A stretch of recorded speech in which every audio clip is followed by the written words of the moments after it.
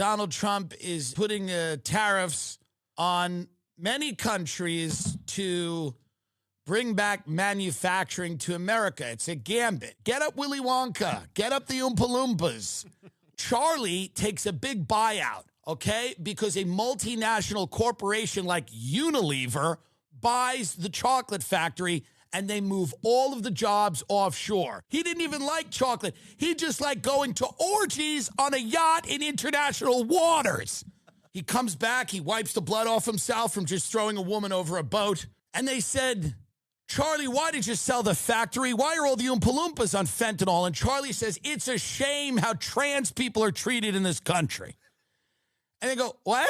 And it almost feels like Charlie himself is using some of this to get people's mind off the fact that he sold his chocolate factory to a global multinational conglomerate who's offshored all of the jobs. Now we say to the Oompa Loompas, I hope you got your Bitcoin. No. I'm trying to make the chocolate bar. Oh, we don't do that here anymore. Go work at Panera. So that's what America is. It's an Oompa Loompa at Panera who's pissed off, who's making your little, panini at Panera. They put it. You want it heated up? You want it heated up?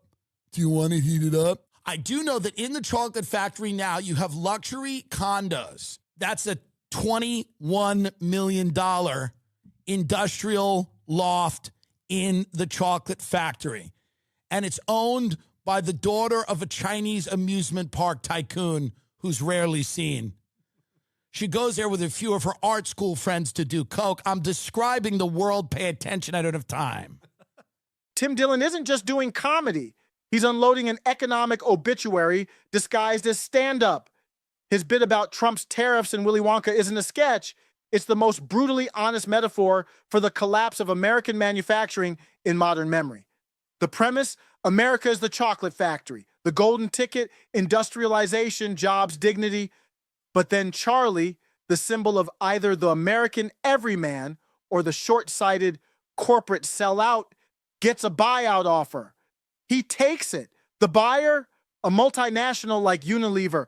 The factory is gutted. The Oompa Loompas, the working class, are out of work. They're not singing. They're not dancing. They're on fentanyl. Or they're working at Panera Bread, asking strangers dead-eyed if they want it heated up as they stand beside a touch screen that will replace them next fiscal quarter. And Charlie? Dillon says he didn't even like chocolate.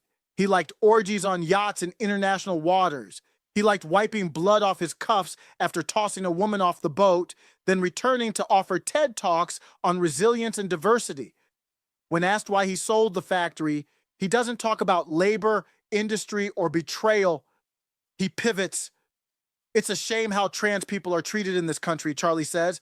That's it. That's the whole con. The real economic crimes, the looting of factories, the destruction of towns, the suicides and overdoses in post-industrial America are hand-waved away with a tweet about inclusion.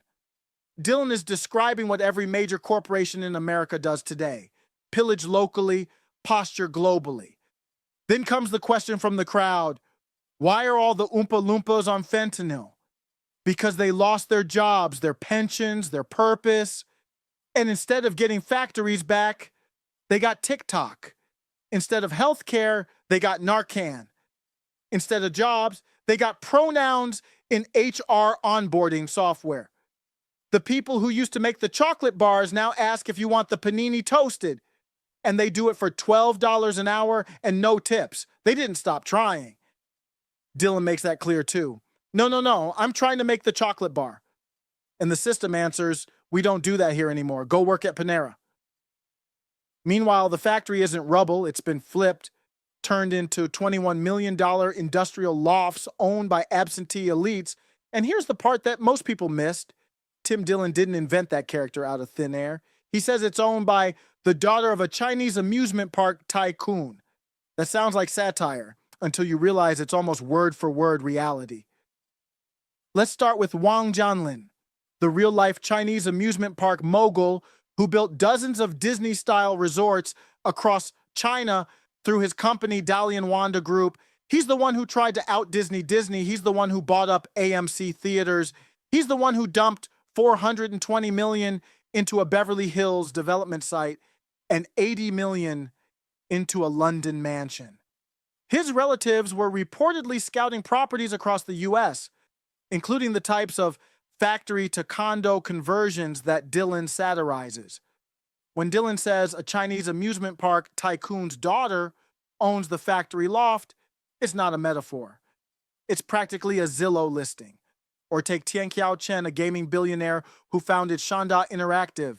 In 2021, he paid $25 million, $500,000 over asking, for the historic Sealy Mud Estate in San Marino, California, previously the USC University president's mansion. His money came from online games, from pixels, not production. And now his wealth is parked in a 15,000 square foot slice of Southern California, complete with tennis courts and manicured hedges, a far cry from the steel plants and warehouses that used to power the American middle class. Or look at Ning Xiqiao, a low-profile but high-impact Chinese entrepreneur. In 2012, he and his wife bought a 36,000 square foot Beverly Hills mansion for $34.5 million in cash, no financing, no mortgage. Their wealth? Entertainment and real estate. Sound familiar? Dillon's line, she goes there with her art school friends to do coke, also hits a specific, if grotesque, truth. These properties, once production facilities, once working-class neighborhoods, are now empty shells or party pads. They're rarely occupied. They're held in LLCs, owned by heirs, shielded by anonymity. It's gentrification by ghost. In New York, we see it on Billionaire's Row. In 2017, a Chinese buyer spent $91.1 million to acquire 3 penthouse units at 432 Park Avenue through a shell company. Another Chinese mother bought a $6.5 million condo at 157 for her 2-year-old daughter's future college years. That's not hyperbole. That's in the listing history.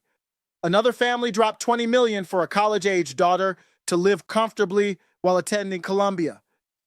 These purchases are almost always anonymous, hidden behind Delaware LLCs and holding companies with names like Park Joy.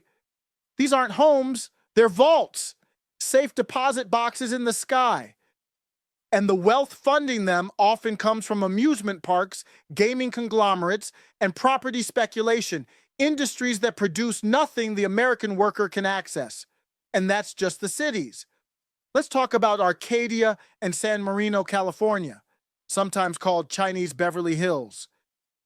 In these suburbs, $5 to $10 million mansions line streets like Upper Rancho. Realtors confirm they're often purchased by the daughters of Chinese billionaires attending U.S. private schools or living abroad. They sit mostly dark. Local papers have reported entire neighborhoods of empty, unlit homes, monuments to capital flight. These are the people who bought the chocolate factory. And what did the Oompa Loompas get? Bitcoin. Or at least the hope of it. Because if you can't build anything anymore, you might as well speculate. Dillon's line, "I hope you got your Bitcoin," isn't a punchline. It's economic despair turned digital. It's what happens when you replace wages with volatility and call it innovation. The people who used to weld, drive, build, repair, and operate now try to trade their way out of poverty with Robinhood apps, side hustles, or meme stocks. They don't dream of pensions. They dream of Dogecoin going to $1, and when it doesn't, they go back to pressing touchscreen buttons and asking if you want your bread toasted. Dillon's making a joke. But it's also a eulogy. Charlie didn't like chocolate. Neither do the people running this economy. They like the buyout. They like the asset strip. They like the ESG-compliant REIT that turns a furniture factory into a mixed-use micro-living space with yoga courtyard. The people who laughed at Dillon's bit got it. The people who cringed missed the point. This wasn't a critique of China. This was a critique of American betrayal. How our own class of elites sold the factory to foreign money, cashed out, and then distracted you with identity politics while they floated off to Davos or Singapore. Tim Dillon didn't create a metaphor. He pulled back the curtain. And what we saw wasn't a comedy sketch. It was a blueprint of exactly how the American factory got turned into a mausoleum with quartz countertops. If you're still laughing, you're not paying attention. He wasn't telling a joke. He was telling you where the bodies are buried and who owns the deed.